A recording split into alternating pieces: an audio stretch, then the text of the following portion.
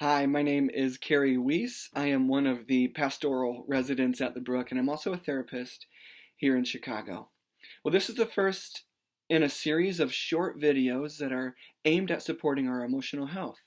And the videos will be presented by various people on various topics. And the topic today is grief. I think that many of us are experiencing grief right now, whether related to the coronavirus or unrelated to it.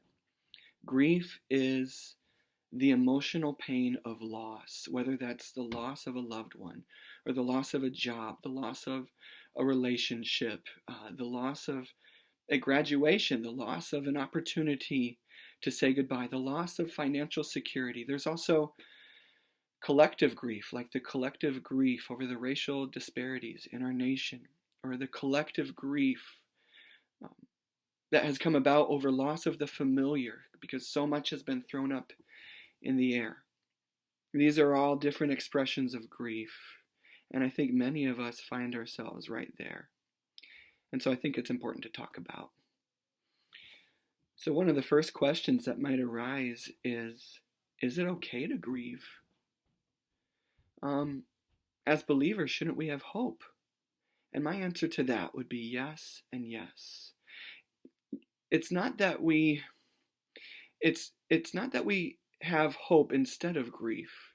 It's that we have hope in the midst of our grief. And that hope is held out to anyone and everyone who has faith in Jesus Christ. And so we hold on to that hope and we allow ourselves to grieve. I think of 1 Thessalonians 4:13 that puts it this way. This is the Apostle Paul writing to the Thessalonians. He says, "But we do not want you to be uninformed, brothers and sisters, about those who are asleep."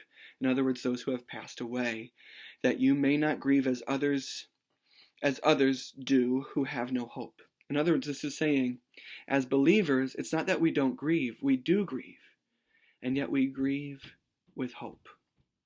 I also think of the example in Acts chapter 8, verse 2. It's a very pointed verse. It says, "Godly men buried Stephen and mourned deeply for him." You see, Stephen was one of the leaders in the early church, and he had been murdered for his faith. And so it says, godly men. In other words, strong believers in Jesus Christ, mature Christian people, buried him and then mourned deeply for him. They grieved deeply for this loss. And so grief is a part of what we experience over the emotional pain of loss, even in the midst of having hope and holding on to hope. So what does grief look like? Well, probably the most famous expert in the area of grief from our lifetime is a woman by the name of Elizabeth Kubler-Ross. And she really spent her life work among people who were grieving. And as a result of this life work, she observed 5 stages that people often experience during grief. And these 5 stages have stood the test of time.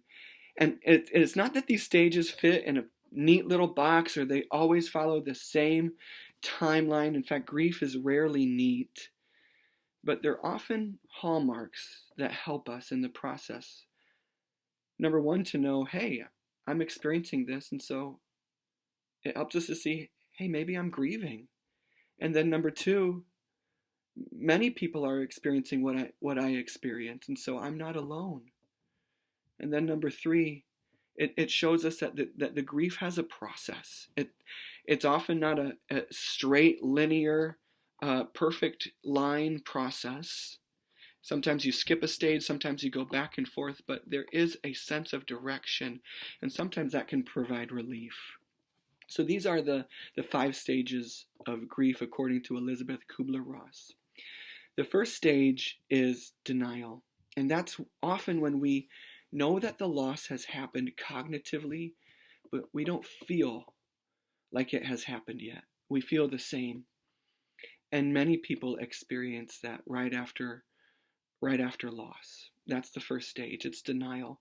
The second stage is anger, and that's when it sets in that the loss has occurred, and all of a sudden this intense emotion rises up inside of us, and it often looks like anger.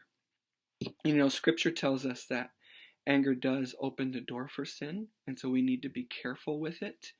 But also by implication, that anger is in and of itself not a sin. And so we need to recognize it so we can process it in healthy ways. Healthy ways like lament, bringing it before the Lord. So the second stage is anger. The third stage is bargaining. And that's, again, when it has set in that this loss has happened. And our question is, how can I fix it? How can I make it so it's like it didn't happen? How can I fix it? And a cousin to that question is, how should I have fixed it? And that's when we try to go back in time and change the situation. That's when we think things like, I wish I would have said, or I wish I would have done. How could I have changed the situation? And that's a form of bargaining, the third stage. The fourth stage is depression. And that's when it sets in and we think, I can't fix it. And the weight of that sinks in. And there's a sadness that comes with that. Sometimes tears come with that. And I just want to say, since when is crying a sign of weakness? I think of the Apostle Paul and how Scripture tells us that he shed tears, and yet he experienced 39 lashes more than once. He was shipwrecked. He was stoned by a mob and left for dead. I mean, this was a tough dude. And yet he cried. I think of how Scripture tells us that Jesus wept, and yet he endured the pain of the cross. And even more than the physical pain of the cross, he took the punishment of our sin on his shoulders. I mean, this is the toughest person I can think of, and yet he wept. And so my encouragement would be, if tears are there, to not resist them. But on the flip side of that, if tears are not there, to not try to force it, because everybody's grief looks different. If there's 1,000 different people grieving, there's 1,000 different expressions of grief. Again, these stages are just hallmarks in the process that often take place. The last stage is acceptance. And that's when we think, I can't fix the situation, but I've learned to live with this new situation. And that's not saying that I just forget about it and move on already. No.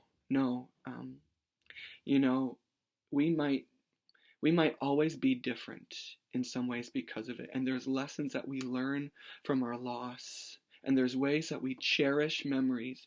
But acceptance is realizing that there's a new chapter in front of me, and that the author of life, God in heaven, is still writing my story. So the 5 stages of grief are denial, anger, bargaining, depression, and acceptance. And I hope that might be a way that helps you navigate what grief looks like in your life. And as a conclusion, I just want to draw out one more thing. Another expert in the area of grief really points out that grief is communal. And I think a lot of us know that, but it's worth underlining that grief is meant to be shared. And so that we can be intentional about being there for one another. But also with that, and especially with the isolation brought about by COVID-19, just to know that even when no one else is standing around you, to know that there's a God in heaven who loves you, and to anyone and everyone who has faith in Jesus Christ, we belong to him. And so we can say with Psalm 23, even though I walk through the valley of the shadow of death, which sounds like grief, I will fear no evil because you are with me. Or we can say of the Lord, like Psalm 56:8 says, it says, you keep track of all my sorrows. You have collected all my tears in your bottle. You have recorded each one in your book. And so we have someone who is with us in our grief. We are not alone. I hope and pray that this would be a comfort to you. Thank you for listening.